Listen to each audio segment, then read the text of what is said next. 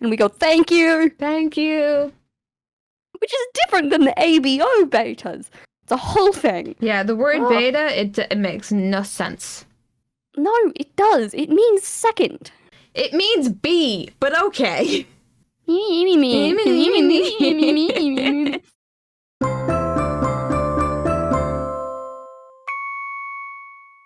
Sing to me, Talia, muse of tranquil poetry, and tell me the languages we use, and the twisted acronyms that come of it. Sing of the ships and the AUs, which flood our tags and fill our hearts. Welcome to FanDive. My name is Chaos. Hello, I'm Andy. And today, don't make fun of my spelling. Leave my spelling alone. I don't know how to spell acronyms. Spell it acronyms. Close enough. But today we're talking about fandom-specific languages and my inability to spell, apparently. No, you don't have to talk the inability to spell. That's I'm dyslexic. Ongoing issue. And I see in double. Fight me.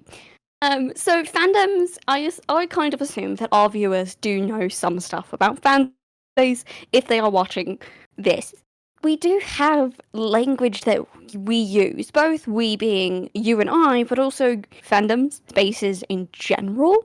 You will ask an average person and they won't know what you're talking about. Because even using the term fandom, I think most people would know what you meant if you said, oh yeah, I'm a fan of this. But if you said, I was part of the Super Hulock fandom. Yeah, what does that mean? Heads up. Hey, question here. That word makes no sense to normal people. Yeah, neither of those words would make sense. I think people could figure out fan kingdom. Actually, that's not what that means. What does it mean then? It's That's short what I've for always referred fanatic. to it as. Oh, well, yeah, but that's what fan is. But a fandom. Okay. I took the second half as a kingdom, as yeah, a domain. I remember very early on in my Tumblr time, there was like this whole thread post of like people arguing back and forth of like, is it kingdom? Is it something else? I think ultimately it was like figured out. It's like, no, the origin of the word has nothing to do with the root of kingdom. I don't remember where the dumb comes from though. Dom is going to be some kind of domain, but either way, even within, you will use these words, and we only know the definitions of these words based on the way that we've seen them used, so we come up with our own definitions, and that's how terms change throughout time. So the things that I'm talking about are things such as Super Hulock, AUs, even like within fandoms, you'll like have ship names and stuff. That's the kind of thing to bring up Danny Phantom DC crossover, Dead on Main.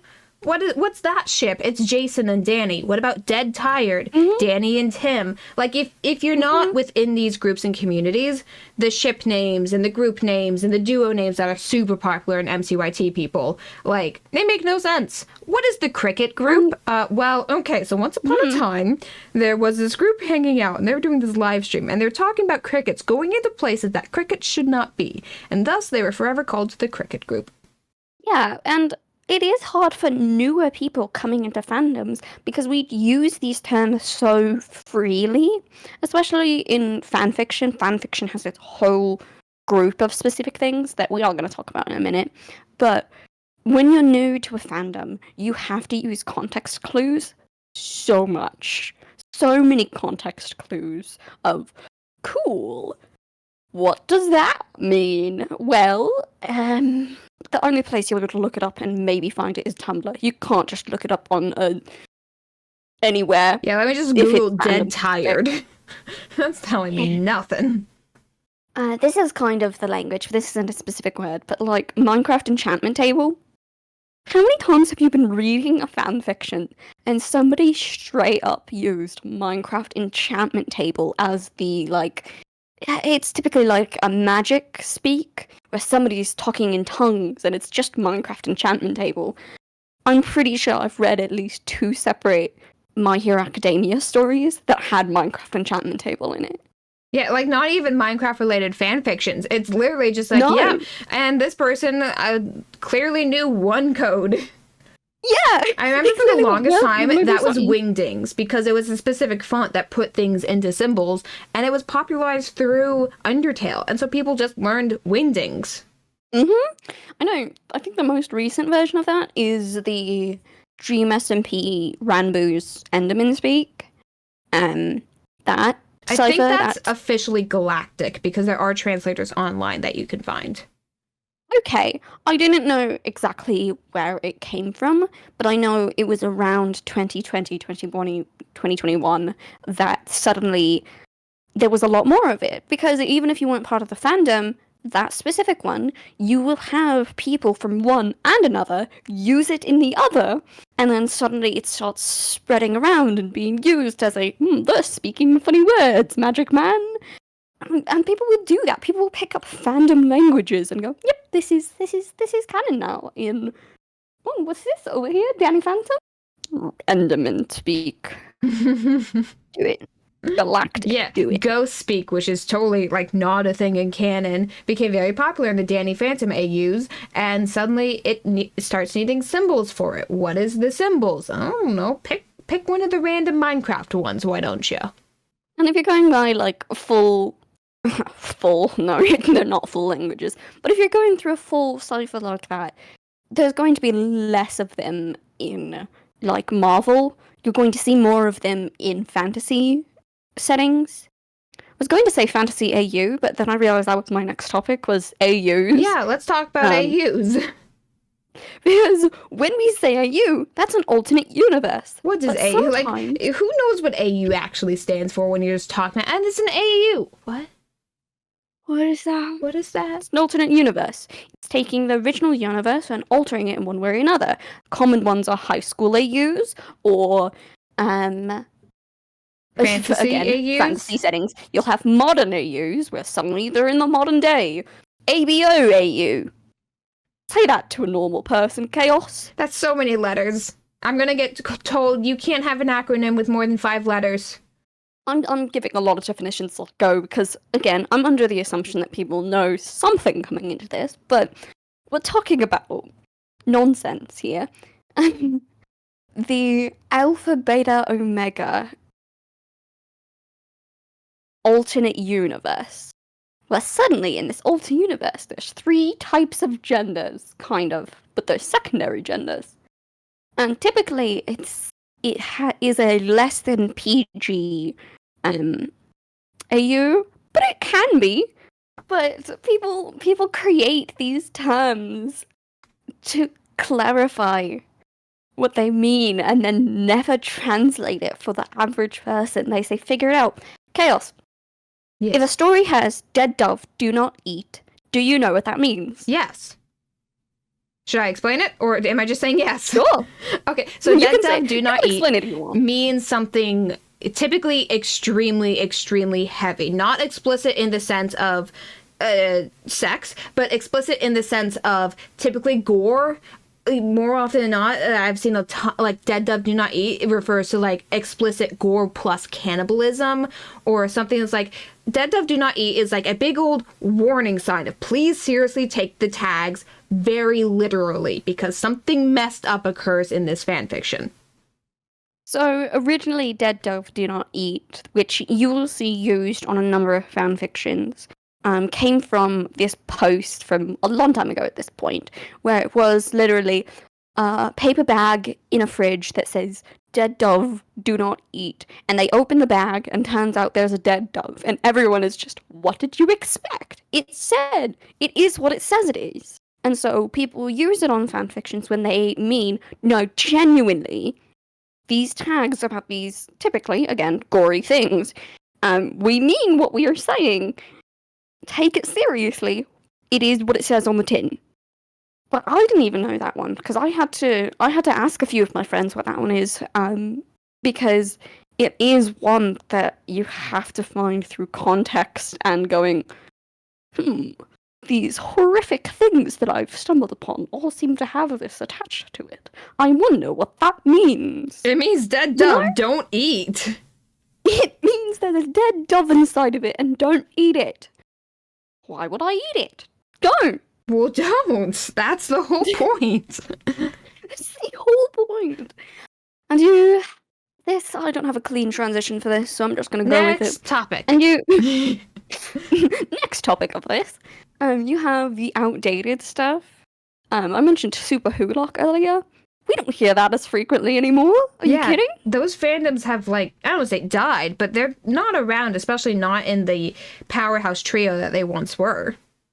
Yeah, okay, so Super Hulock is, I believe, Supernatural, Doctor Who, Sherlock Holmes, right? Yes. Yeah, which I would say earlier days Tumblr were the powerhouse 3 fandoms that everything came back to. And nowadays they still hold a lot of power in fandom space, but are not nearly as central. They still built a number of things that we use, but like not as powerful as they used to be. Supernatural is literally the reason AO3 exists. We're never going to lose it. Yep, correct. It helped found fandom space. I would argue that Star Wars and Star Trek founded fandom space. Star Trek is literally the reason cosplay exists. I'll cover that in a different episode. That is something I want to talk about in the future, though. Yeah, but Super Hulock is why fanfiction is the way it is. Anyway, just the same way that's a term, and people who have been around for as long as they have will know what you're talking about, but will go, oh, goodness, it's been a while. You'll also have things like the citrus system, that people no longer use because we found new ways of doing it that are easier, better. Back in the earlier days of fanfiction online, people used the citrus scale. Fanfiction.net and Wattpad eras. Wattpad's still around, but it's less so. Yeah. And even a little bit before that. Yeah. So previous websites before AO3 did not have a rating system. You had to mark it out in the description. There was no tags. It was your title and your description. So how do you tell people what's in your fanfiction? They would use the citrus scale. And depending on the citrus that you listed, determines how PG versus not PG it is. Because I don't remember all of them, because I think there was more than I ever saw, but I remember, like, I was young enough when I first started reading stuff that it was, it's a labeled lemon, that way it's too mature for me. And lemon is one of the most mature. I think there was, like, one above lemon that was, like, grapefruit. So, the citrus scale goes... It's technically citrus is used as, like, the most mild, which is weird, but most people just call it the citrus scale. Citrus, orange, lime, lemon, grapefruit. Yeah. And I pulled it up. This isn't used anymore. I pulled it up. I find it very interesting. So citrus is used to describe the most mild interaction, such as a romantic hug or a kiss on the cheek. This is just a way of saying, hey, it's a little bit of a shippy fan fiction, you know? Orange is used for things like kissings, hugs, and more touching beyond that would hint at a bit of sexuality. This is something you would put into, like, PG-13 fan fictions. A lime is something that goes into something a little bit sexual. It's usually, like, heavily making out, some slightly inappropriate touching. This is kind of the, like... implied stuff. The implied things. And then lemons when you get to, like, the actual event... And then grapefruit is like, this is the rated X fan fiction. This is the you cannot find this outside of adult stores fan fiction, you know? Yeah. So we eventually got this glorious praise be thing called AO3 tagging system. Thank you, Supernatural. Thank you, AO3. AO3 moderators, we love you. We love you. Death. Thank you, tag Everybody rankers. Part of that team. Anyway, we nowadays most frequently don't use the citrus scale. We just use the same scale like you'll do in movies, where it's like rated T for teen, M for mature, E explicit. Well, so the actual confusing thing is E is often used as rated E for everyone versus E in fan fiction, which is rated explicit. Yeah, okay, that's fair. But in fan fiction, again, in fan fiction sense, things, but again, it's like explicit. Very specific language. Yeah, and it is used outside of it. I know it came from real rating stuff, but they really need to change that in real life as well. You also got all of the other things that came with AO3. They have so many. I love the tags. I love it so I much, love Chaos. tags It so brings much. me joy. The tags bring joy. I saw we some have people talking about how there needs to be tags in books as well because the actual description of the books are so lackluster. And I'm like, but would that work though? But also that sounds really nice. But would that work? I think it needs to be adapted to real life because I actually have seen books that will use like an AO3 at the beginning. This will be in it. Again, talking about Ren Fair, I think I mentioned it earlier. Last episode, was it? There was a person at a Ren Fair who was selling books and would like give you AO3 tags associated with the different books they were selling. Oh, I love that. And so I've actually seen it used in real life, but I think it is something that needs to be changed in order to use in real life, mostly because you need an average person to understand what you mean, and also you need to not give spoilers. Yeah, because a lot of tags are banking on you understanding the world beforehand. And obviously that's not going to work. I mean, that's fan fiction to novels in general. The idea of you have to now be reintroduced versus introduced for the first time to a world, that's going to have some rough patches in translation. And I think more of an average person would understand this, but not everyone. If you presented your book and went, this is the fluffy hurt comfort story. Yeah, well, right now that's called cozy. And that's about it. Cozy fantasy. I mean, I love it, but cozy is so nondescript. Yeah, and fluffy is, again, you could figure it out. You could probably figure it out, but it's a very soft story. It's a story where you have a lot of sweet things that are just like tooth rotting sweet, and that's a tag that we use that people could figure out pretty easily. But if you're new to online spaces in total, you go in and go, okay, sure, makes sense. Might as well. I personally love this fandom thing that I think no beta, we die. We die like blank, no beta, we die like Danny Phantom. I live, but I died. But I lived.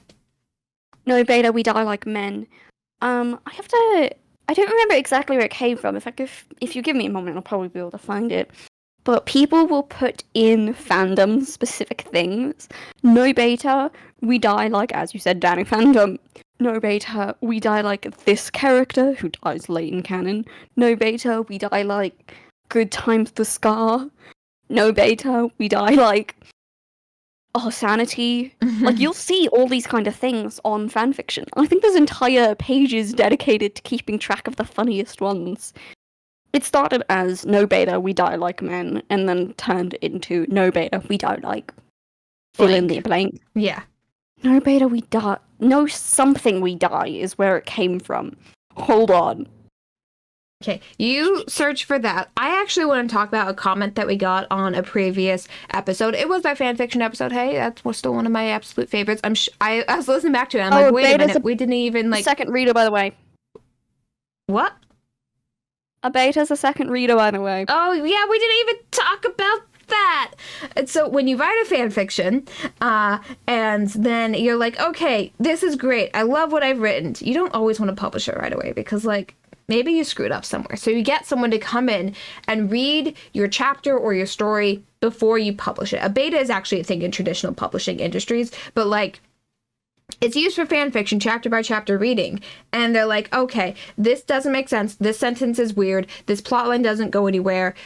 You let brackets cry here. And then that way the original author can come back in, edit the story, and make it better, or very least remove obvious spelling errors before you go out and publish it to the masses. Now, traditional publishing betas don't actually fix your grammar and spelling. They're just there to point out obvious like storyline issues because you're supposed to get an editor to edit the actual like, but obviously fanfiction doesn't do that. So you get a beta and that's about it. Fanfiction is people doing it for free for fun. So we don't get the budget of stuff. We get a friend who is a beta reader who goes in and goes, that's wrong. And we go, thank you. Thank you. Which is different than the ABO betas. It's a whole thing. Yeah, the word beta, it makes no sense. No, it does. It means second. It means bee, but okay. Listen, I've not found the origin. I just texted my friend to give me the definition. I want to However, talk I about did one find of. several no betas. I realized we completely skipped over one of the most obvious things to talk about, and that is the fact that sometimes we use acronyms to talk about specific fandoms. Like one of my favorite fandoms, I bring it up many times, it's Kaiju Hitman Reborn. That gets shortened to KHR all the time. Even in like official merch, it'll be like KH Reborn, you know? And it's just like, Yeah. you go through all of this to officially name your work, and then you shorten it, and it just becomes, you just have to know what that acronym stands for. I think that started with anime. Like, I have no way of proving this, but you know how absurdly long some of those anime And names now that are. light novels are being adapted into anime, it's like, oh, there's this whole subsection of anime right now that's like that time I got reincarnated as, and then blank, whatever the plot line's about. And like that time I got reincarnated as will just be shortened. And like, Yeah. that's all you need to know. What have they been reincarnated as? Great, that's the plot. And you'll see it in several things that, like, oh goodness, yeah, we did skip over this. This was obvious. Like the Dream SMP, DSMP. the DSMP, you'll see it as that. That stands for Dreams Survival Multiplayer. SMP, an acronym. What does it stand for? Don't worry about it. Don't worry about it. And then I'm in an SMP right now called DM SMP, and like literally I was invited to this server. I started doing lore, even the official Discord, it's just DM SMP. And I'm like, at like literally episode 1, I'm like, I actually don't know what DM stands for. Is it a joke about Dungeons and Dragons, or like what? And like someone had to come into my comments who's been like a part of this group since season 1, and like it actually stands for Deus Ex Machina SMP. And I'm like, I feel like at some point someone should have told me that.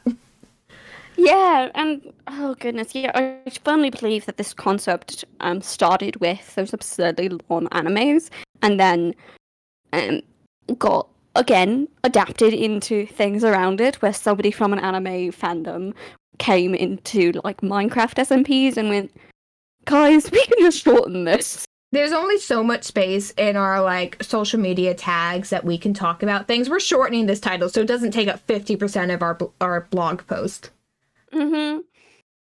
Yeah, and even with online stuff, I remember the Evil app one time at a point used to limit how many words you could say. It was how many characters? How many characters you could say. And so shortening fandom titles that are like so much longer. Yeah, I'm bringing this up. Again, no, I'm not part of this fandom, but leave me be.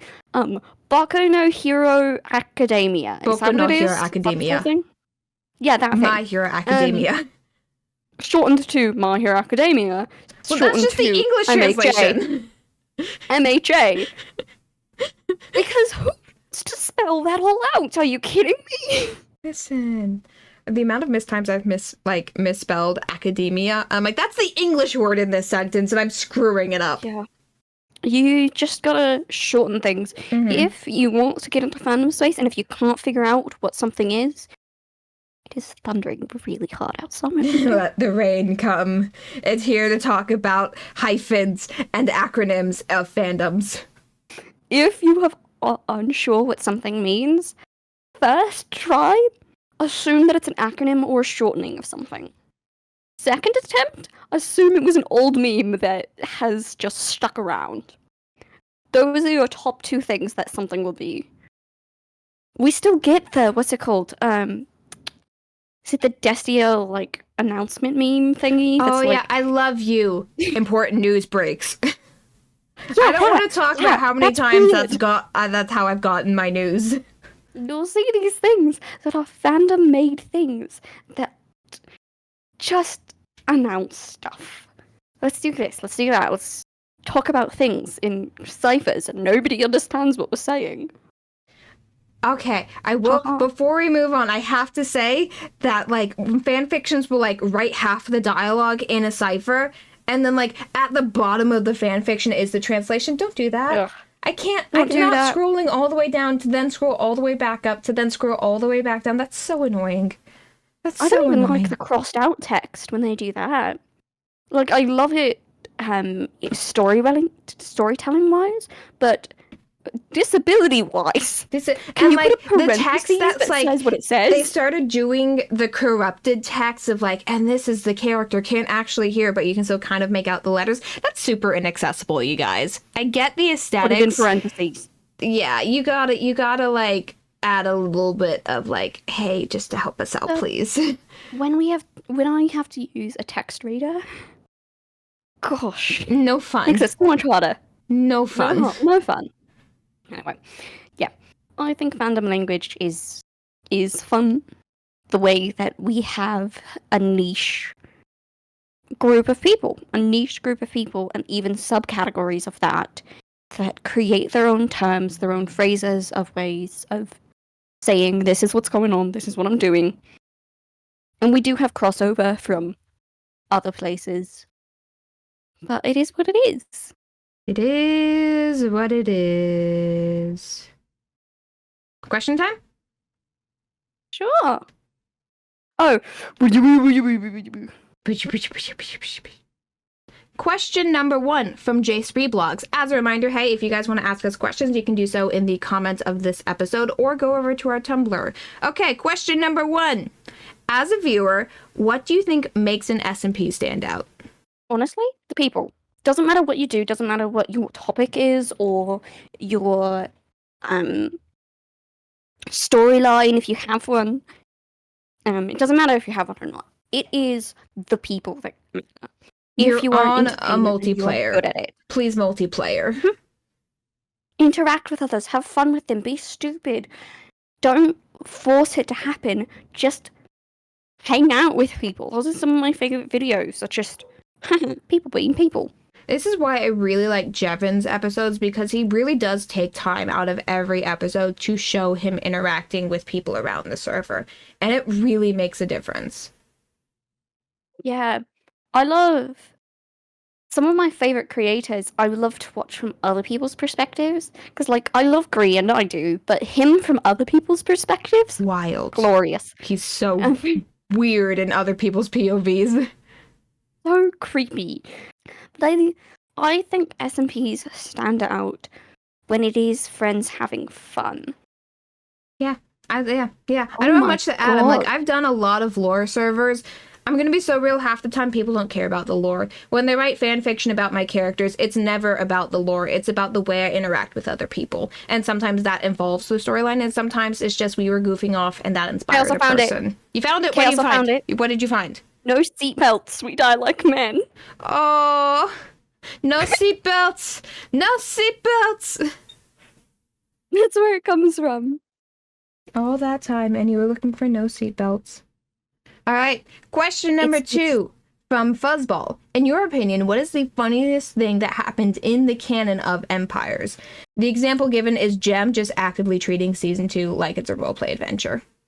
Fish. Fish. Big Just fish. explode world because of a Big fish. explode world. I do love that. I do just fish. I'm trying to like walk through all the lore in my head. I do love the Lizzie let them eat cake thing. I'm not sure that was the funniest though. It might have to be fish. It might have to be fish destroying the world. I think you're right on that. I mean, Jem is great. I love Jem. Jem. I have a dog on my computer. There's a pet the She dog is for sniffing the me. microphone. Pet She is the sniffing my dog. microphone. Dog, know that I love you. All right, our final question. Question number 3. That Biblop. You mentioned fanfictions in episode 14. So have you ever cosplayed a character specifically from a fanfiction? Also, they say, I love the podcast, best part of my week. Yay! Yeah. Thank you. Thank you. I don't think I have. I do have fanfiction references on my costumes. I mean, I cosplayed Eldra Corrales, but that was me just putting like a slit on my Corrales cosplay. Yeah. I have on my Exuma cosplay, I have the Starbound acronym thingy. That's so of cute. Exile Exuma. I haven't seen that. That's so cute.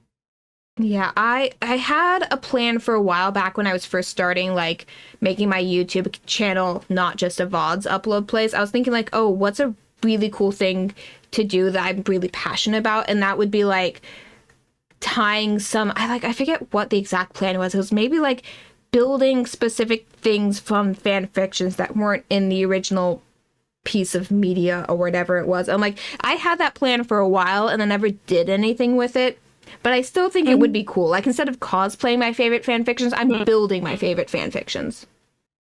I'm sorry, my lights and stuff are all flickering, so I'm Yeah, gonna we're cut out both for getting you. hit with like a major storm right now, so we might need to wrap this up.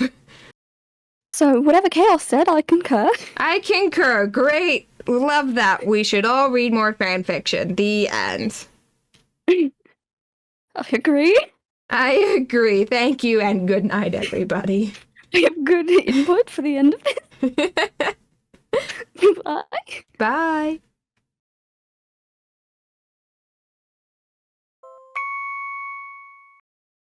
Thank you for listening to this episode of FanDive. We'll be back again next Monday, diving into yet another fandom. Have a topic you would like us to cover? Head over to our website, fandive.tumblr.com. There you can also find any episode relevant images and general shenanigans that we get up to. It is Tumblr, after all. We're not ashamed of being fans of things.